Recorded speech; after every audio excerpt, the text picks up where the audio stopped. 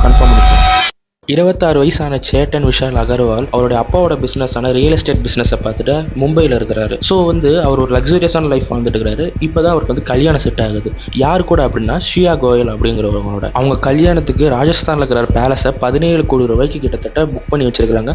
அது மட்டும் இல்லாமல் 2 பிரைவேட் ஜெட்ஸை அவங்க கெஸ்ட்டை இன்வைட் பண்ணிட்டு கூட்டு வருவாங்க இல்லையா, அதுக்காக செட் பண்ணி வச்சிருக்காங்க. ஸோ இப்படி ஒரு தடபடலான ஒரு கல்யாணத்தை நவம்பர் மாதத்துக்காக அரேஞ்ச் பண்ணி வச்சிருக்காங்க. ஆனால் திடீர்னு 19 ஜூன் ஒரு நியூஸ் வருது. என்னன்னா, ட்ரெக்கிங் போன கேட்டன் அகர்வால் அவர் கால் தவறி அந்த ஃபோர்ட்ல இருந்து கீழே இறந்துட்டாருன்னு சொல்லிட்டு எல்லாரும் இது நார்மலான ஒரு ஆக்சிடென்ட் கேஸ் தான் அப்படின்னு நினைச்சப்போ ஒருத்தருக்கு அப்படி தோணல. யாருன்னா கேட்டன் அகர்வாலோடைய அப்பா.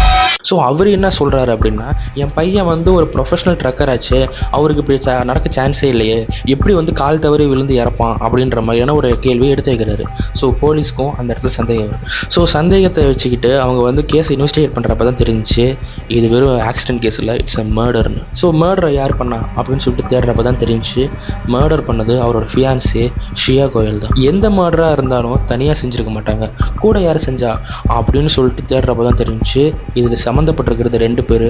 ஒன்று ஷியா கோயல், இன்னொன்று சேட்டன் சௌத்ரி.